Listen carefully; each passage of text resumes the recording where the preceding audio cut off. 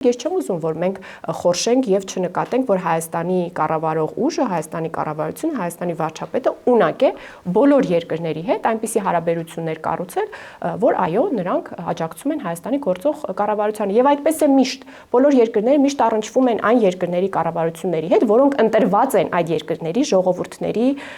կողմից։ Այստեղ մի հավելյալ միտք էլ ասեմ, էլի մեր ընդդիմությունը պարբերաբար այդ համետ միտքն ասնում,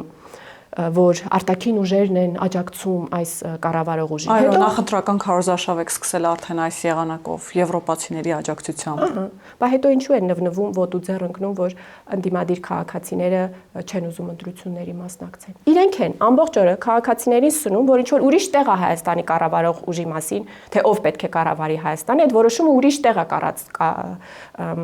կայացվում։ Հետո սկսում են նվնվալ եւ բողոքել, թե ինչու ընդդիմադիր քաղաքացիները չեն մտածում, որ իրենք են որոշողը Հայաստանի կառավարող ուժի վերաբերյալ։ Ուզում եմ ասել, որ մի կողմից իհարկե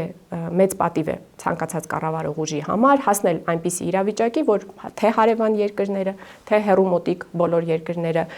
ունենան աջակցող վերաբերմունք գործող կառավարության նկատմամբ, բայց միևնույն ժամանակ թևաթափ չանել ժողովրդին։ Միշտ ասել, որ Հայաստանի Հանրապետության ժողովուրդն է որոշում իր ճակատագիրը եւ Հայաստանի Հանրապետության ժողովրդի աջակցությամբ է, որ ցանկացած կառավարող ուժ արդեն անխոցելի է ցանկացած արտաքին դերակատարի հետ իր խոսակցության մեջ։